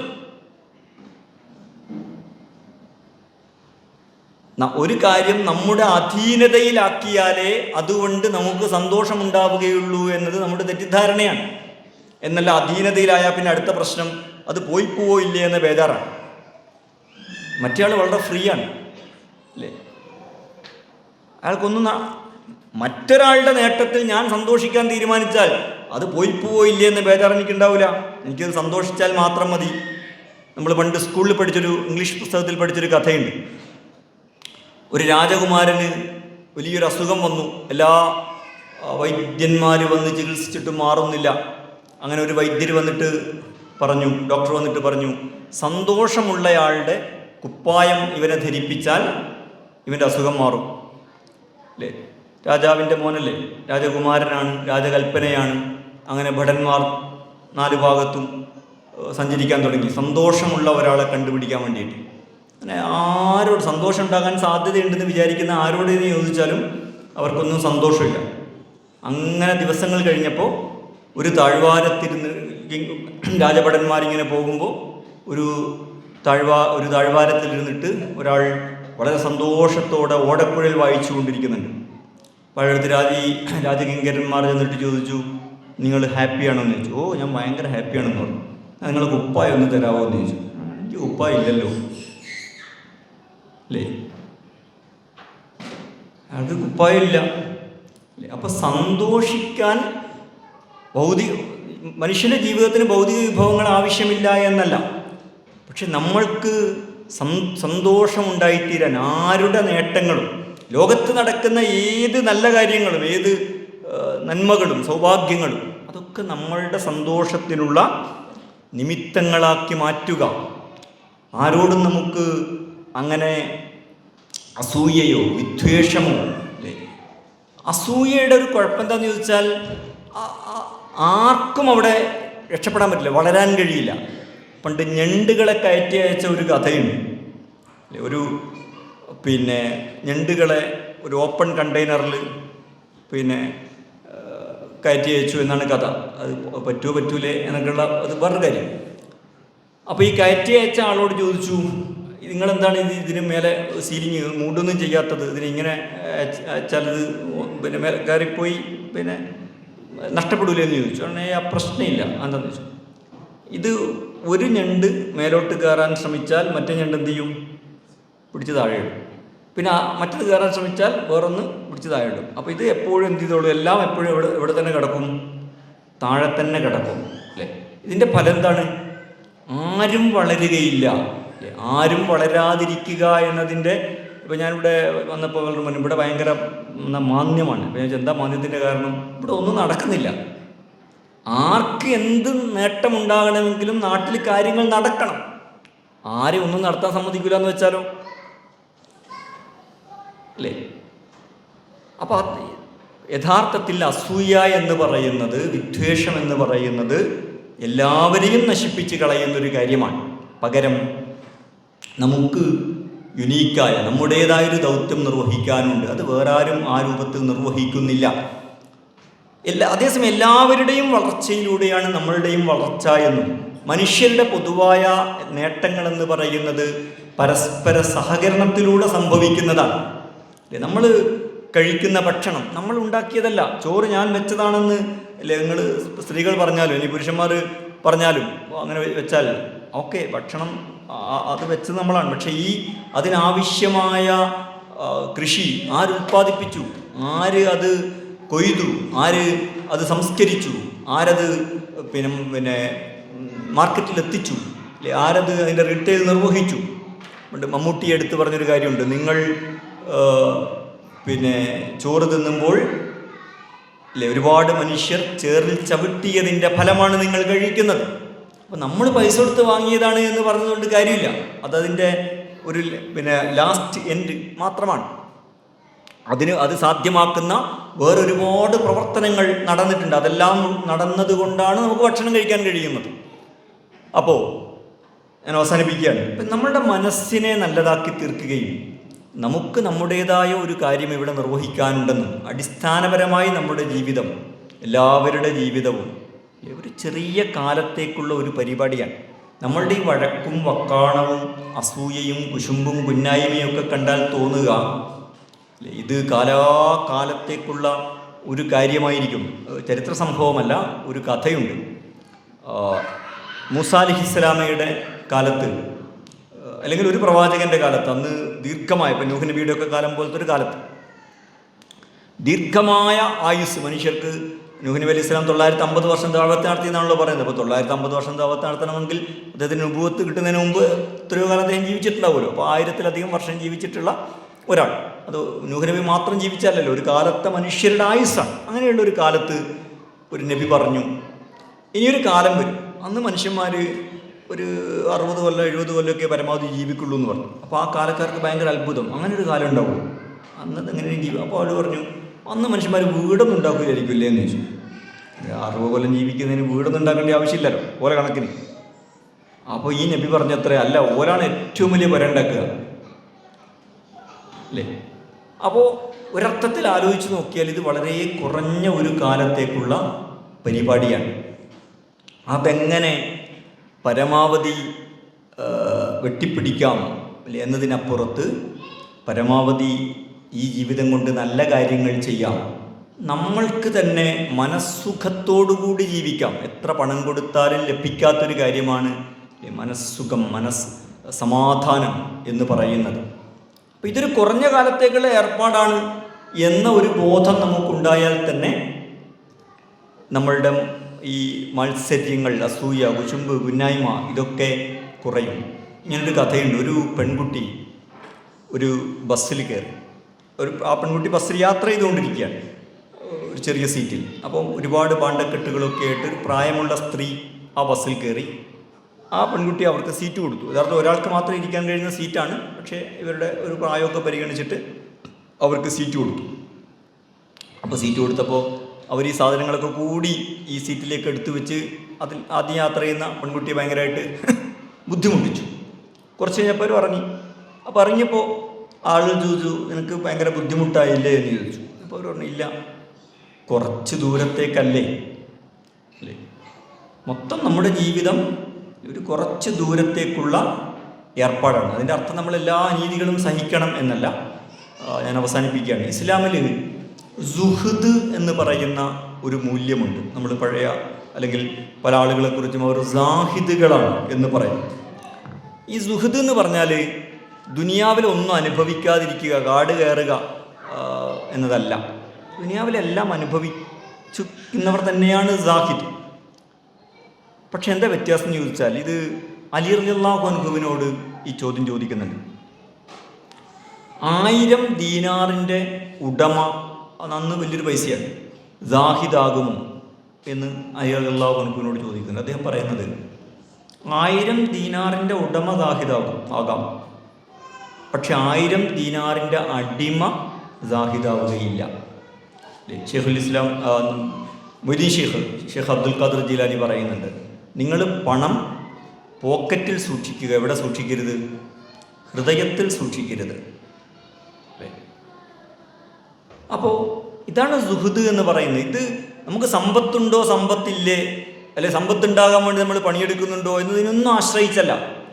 ഇതിനോടുള്ള നമ്മുടെ ഒരു ആപ്റ്റിറ്റ്യൂഡ്, നമ്മുടെ ഒരു മനോഭാവം എന്താണ്, നമ്മളിതിനെ എങ്ങനെയാണ് നോക്കിക്കാണുന്നത്, ഈ നോക്കിക്കാണുന്നത് എങ്ങനെ എന്നത് വളരെ പ്രധാനപ്പെട്ടൊരു കാര്യമാണ്.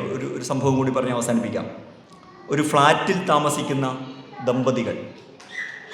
അപ്പോൾ അതിലെ ഒരാൾ സ്ത്രീ എപ്പോഴും ഭർത്താവിനോട് പറയും, അതിന് മുഴുവൻ ഗ്ലാസ് ഇട്ടിട്ടുള്ളൊരു ഫ്ലാറ്റാണ്, ഈ ആളുകൾക്കൊന്നും കണ്ടില്ലേ, അപ്പുറത്തും ആളുകൾ താമസിക്കുന്നുണ്ട്, ഒരു വൃത്തിയില്ല, ആ വീടുകൾ കണ്ടില്ലേ, അവിടെ ഡ്രസ്സൊക്കെ ചിക്കിയിട്ടത് കണ്ടില്ലേ, ആകെ പൊടി പടലം, ഒന്നും ആളുകൾക്കൊരു വൃത്തിയില്ല എന്നവരെപ്പോഴും പറയും.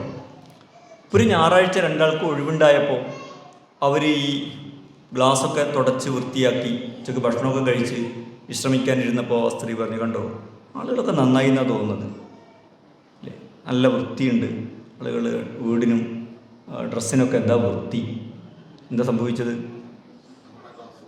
നമ്മളെ ഗ്ലാസ് നമ്മൾ എന്ത് ചെയ്തു, വൃത്തിയാക്കി എന്നതാണ് അല്ലേ. അപ്പോൾ നമ്മളെങ്ങനെയാണ് ലോകത്തെ കാണുന്നത് എന്നതാണ് കാര്യം. അല്ലാതെ ലോകത്തെന്ത് സംഭവിക്കുന്നു, അതാണ് ഞാൻ തുടക്കത്തിൽ പറഞ്ഞത്. ഒരേ കാര്യം സംഭവിക്കുന്ന രണ്ടാളുകൾ അവർ ഒരേ രീതിയിലല്ല അത് അനുഭവിക്കുന്നത്. അത് എങ്ങനെ നമ്മളതിനെ നോക്കിക്കാണുന്നു എന്നതിൻ്റെ അടിസ്ഥാനത്തിലാണ്. ഒരു ഗുരുവിൻ്റെ കഥ കൂടിയുണ്ട്. ഒരു നഗരത്തിൻ്റെ അല്ലെങ്കിൽ ഗ്രാമത്തിൻ്റെ പ്രവേശന കവാടത്തിലിരിക്കുന്ന ഒരു ഗുരുവിനോട് ഒരാൾ വന്ന് ചോദിച്ചു, ഈ നാടെങ്ങനെയാണെന്ന് ചോദിച്ചു. എന്തിനാന്ന് ചോദിച്ചു, എനിക്കിവിടെ താമസിക്കാനാണ്. അപ്പോൾ നിങ്ങളിപ്പോൾ എവിടെയാണ് താമസിക്കുന്നതെന്ന് ചോദിച്ചു. അത് ഇന്ന സ്ഥലത്താണ് താമസിക്കുന്നത്. അവിടെ ആ നാടും നാട്ടുകാർക്ക് എങ്ങനെയാണെന്ന് ചോദിച്ചു. അവർ ഭയങ്കര മോശക്കാരാണെന്ന് പറഞ്ഞു. ഇവരും ഭയങ്കര മോശക്കാരാണ് എന്ന് പറഞ്ഞു. കുറച്ച് കഴിയുമ്പോൾ വേറൊരാൾ വന്നിട്ട് ചോദിച്ചു, ഈ നാടെങ്ങനെയുണ്ടെന്ന് ചോദിച്ചു. അപ്പോൾ നാടെങ്ങനെയാണെന്ന് ചോദിച്ചു. ഗുരു കൊണ്ട് ഇയാളോടും ചോദിച്ചു, നിങ്ങൾ വരുന്ന നാടെങ്ങനെയാണെന്ന് ചോദിച്ചു. അത് നല്ല നാടാണെന്ന് പറഞ്ഞു. ഇയാൾ പറഞ്ഞു, ഇതും നല്ല നാടാണെന്ന് പറഞ്ഞു. അപ്പം ഇത് കണ്ട ശിഷ്യന്മാർ ചോദിച്ചു, നിങ്ങൾ ഒരേ നാടിനെക്കുറിച്ച് രണ്ടാളുകളോട് രണ്ടുത്തരം പറഞ്ഞത് എന്താണെന്ന് ചോദിച്ചു. അതേപോലെ നാട് നല്ലതാവുന്നതും ചീത്തയാവുന്നതൊക്കെ ഓരോരുത്തരുടെ ഉള്ളിലാണ് അല്ലേ. അപ്പം നമ്മളെങ്ങനെ കാര്യങ്ങളെ നോക്കിക്കാണുന്നു. ദാവൂദ് അലൈഹിസ്സലാമിനെ കുറിച്ചൊരു കഥയുണ്ട് ഈ നോക്കിക്കാണലുമായി ബന്ധപ്പെട്ട്. അതും കഥയാണ്. ദാവൂദ് അലൈഹിസ്സലാം ഈ ജാലൂത്ത് ഭരിക്കുന്ന കാലത്ത് കുട്ടിയായിരിക്കുമ്പോൾ ആ നാട്ടിൽ ചെന്നു. അപ്പോൾ അദ്ദേഹം ഈ അതിക്രമങ്ങളൊക്കെ കണ്ടിട്ട് ആളുകളോട് ചോദിച്ചു, നിങ്ങളെന്താണ് ഇതൊന്നും ചെയ്യാത്തത്? ഇയാൾ മഹാ തോന്നിയാസൊക്കെ ഇവിടെ ചെയ്തിട്ട്. അപ്പോൾ ആളുകൾ പറഞ്ഞു, ഇയാൾ ഭയങ്കര തടിമാടനാണ്, ഭയങ്കര വലിപ്പമുള്ള മനുഷ്യനാണ്, ഇയാളുടെ ഒന്നും നടക്കില്ല എന്ന് പറഞ്ഞു. അപ്പോൾ ദാവൂദ് അലൈഹി സ്വലാം ചോദിച്ചു, അന്ന് നബിയല്ല, എത്ര വലിപ്പമുണ്ടെന്ന് ചോദിച്ചു. അതിങ്ങനെ ഒരു മലൻ്റെ ഒക്കെ എത്ര വലിപ്പമുണ്ട് എന്ന് പറഞ്ഞു. അപ്പം ദാവൂദ് നബി ചോദിച്ചു, എന്നാൽ ഇയാളെ കൈകാര്യം ചെയ്യാൻ വളരെ എളുപ്പമല്ലേ എന്ന് ചോദിച്ചു. അതെന്താന്ന് ചോദിച്ചു. എവിടെ നിന്ന് എറിഞ്ഞാലും കൊള്ളൂല്ലോ. ദാവൂദ് അലൈഹി സ്വലാം നല്ല എന്താ പറയുക, നാട്ടക്കുറി കാണിയുള്ള അമ്പെയ്ത്ത് അല്ലെങ്കിൽ കല്ലുകൊണ്ടെറിയുന്ന ആളാണ്. അപ്പം വലിയ മനുഷ്യനാണെങ്കിൽ എന്ത് ചെയ്യാൻ പറ്റും? നല്ല വൈദഗ്ധ്യം എന്തിനാവശ്യമില്ല, എറിയാൻ ആവശ്യമില്ല, എവിടെ നിന്ന് എറിഞ്ഞാലും കൊള്ളൂല്ലോ. അപ്പം നമ്മൾ എന്താണ് യാഥാർത്ഥ്യം, എന്ത് സംഭവിക്കുന്നു എന്നതല്ല, എങ്ങനെ ഇതിനെ നോക്കിക്കാണുന്നു എന്നുള്ളതാണ്. അല്ലാഹു സുബ്ഹാനഹു വ തആല നമുക്ക് നൽകിയിട്ടുള്ള വലിയ അനുഗ്രഹമാണ് ദീനെന്ന് പറയുന്നത്. ആ ദീനിൻ്റെ അനുഗ്രഹം എന്താണെന്ന് ചോദിച്ചാൽ, ഈ ലോകത്തെ, ഈ ജീവിതത്തെ, മനുഷ്യരെ, മറ്റുള്ളവരെ ഒക്കെ നോക്കിക്കാണാനുള്ള ശരിയായ ഒരു ലെൻസ് റബ്ബ് സുബ്ഹാനഹു വ തആല നമുക്ക് നൽകിയിരിക്കുന്നു എന്നതാണ്. അപ്പോൾ നമ്മളുടെ ഉള്ളിനെ നമ്മൾ നന്നാക്കിയെടുക്കുക, അതിന് ബോധപൂർവം ശ്രമിക്കുക, അല്ലേ? നമ്മളുടെ പുതിയ ന്യൂറോ സയൻസ് പറയുന്നത്, നമ്മളുടെ മനോഭാവങ്ങൾ, നമ്മുടെ ശീലങ്ങൾ എന്ന് പറയുന്നത് ഒരു വയറിങ്ങാണ്. തലച്ചോറിലുണ്ട്. നമ്മളൊരു കാര്യം കുറേ തവണ ചെയ്യുമ്പോൾ അതൊരു വയറിങ്ങായിട്ട് മാറുകയും നമുക്കത് എളുപ്പമായി തീരുകയും ചെയ്യുന്നു എന്നുള്ളതാണ്.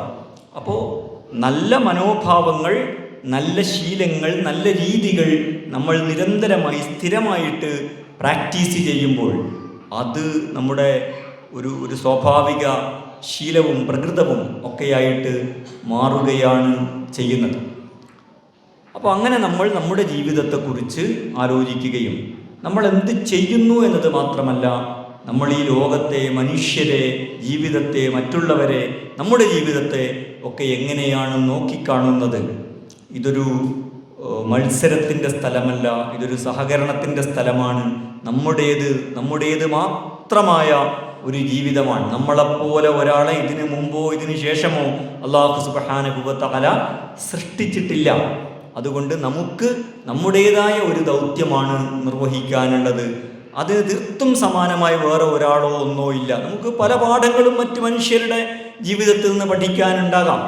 പക്ഷേ അയാളുടെ തന്നെ ഒരു കാര്യം നമുക്ക് കോപ്പി ചെയ്യാൻ കഴിയുകയില്ല, അങ്ങനെ കോപ്പി ചെയ്യേണ്ടതുമില്ല. ഇങ്ങനെ നമ്മുടെ മനസ്സിനെ നമുക്ക് ഉറപ്പിച്ച് നിർത്താൻ സാധിച്ചാൽ, ഇത് പറയുന്ന എനിക്കും പറയൽ എളുപ്പമാണ്, പക്ഷേ അദ്ദുന്യാ ലഅബുൻ വലഹ്വുൻ വസീനത്തുൻ വതഫാഖുറുൻ, ഇതൊക്കെയാണ് ദുനിയാവ്. അതിൻ്റെ ചതികളിൽ, അതിൻ്റെ പ്രലോഭനങ്ങളിൽ നമ്മളെപ്പോഴും പെട്ടുപോയിക്കൊണ്ടേയിരിക്കും. അതിനെ മറികടന്ന് ഈ ഒരു മനോഭാവം, ഈ ഒരു അവബോധം നമ്മളിൽ ഉറപ്പിച്ച് നിർത്താൻ കഴിഞ്ഞാൽ അതാണ് തസ്കിയത്തുൻ നഫ്സ്. നമ്മുടെ മനസ്സിനെ നമ്മൾ സംസ്കരിക്കുകയും അതിൽ വളർത്തുകയും ചെയ്യുക. തസ്കിയത്ത് എന്ന് പറഞ്ഞാൽ അതാണ്. അതൊരേ സമയം സംസ്കരിക്കലാണ്, വേണ്ടാത്തത് കളയലാണ്, വേണ്ടതിനെ വളർത്തലാണ്. ഇതിനാണ് തസ്കിയത്ത് എന്ന് പറയാം. അതിൽ സംസ്കരിക്കലുണ്ട്, അഥവാ ഒഴിവാക്കലുണ്ട്, വളർത്തലുമുണ്ട്. വേണ്ടാത്തത് ഒഴിവാക്കണം, വേണ്ടതിനെ പോഷിപ്പിച്ചെടുക്കണം. അപ്പോൾ സ്വാഭാവികമായും റബ്ബന ആത്തിന ഫിദ്ദുന്യ ഹസന വഫിൽ ആഖിറതി ഹസനതൻ വഖിനാ അദാബന്നാർ എന്ന് പറയുന്ന പ്രാർത്ഥന അർത്ഥവത്തായി തീരും. അങ്ങനെയാണത് അർത്ഥവത്തായി തീരുക. അല്ലാതെ അത് നമ്മൾ കേവലം ഉരുവിട്ടത് കൊണ്ട് നമുക്കത് അർത്ഥവത്തായി തീരുകയില്ല. സൗകര്യങ്ങളും സൗഭാഗ്യങ്ങളും ഇല്ലാത്തത് കൊണ്ടല്ല, അല്ലെങ്കിൽ പ്രയാസങ്ങൾ ഉള്ളത് കൊണ്ടുമല്ല മനുഷ്യരുടെ ജീവിതം പ്രയാസകരമായി തീരുന്നത്. ഇതിനെയൊക്കെ നമ്മൾ എങ്ങനെ നോക്കിക്കാണുന്നു എന്നതിൻ്റെ അടിസ്ഥാനത്തിലാണ്. അവസാനിപ്പിക്കുകയാണ്, ദുനിയാവ് അടിസ്ഥാനപരമായി നമ്മുടെ ലക്ഷ്യമല്ല, നമ്മുടെ മാർഗമാണ്. അതിലെ ദുഃഖങ്ങളും സന്തോഷങ്ങളുമെല്ലാം നമ്മൾക്ക് അല്ലാഹുവിൻ്റെ പ്രതിഫലം ലഭിക്കാനുള്ള മാർഗങ്ങളാണ്. ദുഃഖങ്ങളിൽ ക്ഷമിക്കുകയും സന്തോഷങ്ങളിലും സമചിത്തതയും ക്ഷമയുമൊക്കെ വെച്ച് പുലർത്തുകയും ചെയ്യുന്നതിലൂടെ ഇതെല്ലാം നമുക്ക് നാളെ അല്ലാഹുവിൻ്റെ അടുത്തൊരുപാട് പുണ്യങ്ങൾ ലഭിക്കാനുള്ള അവസരമായിട്ടാണ് നമ്മൾ മനസ്സിലാക്കേണ്ടത് എന്ന് സൂചിപ്പിച്ചുകൊണ്ട് പറഞ്ഞുകൊണ്ട് അവസാനിപ്പിക്കുന്നു. അല്ലാഹു സുബ്ഹാനഹു വ തആല അതിന് നമുക്കെല്ലാവർക്കും തൗഫീഖ് നൽകി അനുഗ്രഹിക്കുമാറാകട്ടെ. അസ്തഗ്ഫിറുല്ലാഹി ലീ വലക്കും വലിജമീഇൽ മുഅ്മിനീന വൽ മുഅ്മിനാത്ത് ഇന്നഹു ഹുവൽ ഗഫൂറുർ റഹീം. വആഖിറു ദഅവാനാ അൽഹംദുലില്ലാഹി റബ്ബിൽ ആലമീൻ.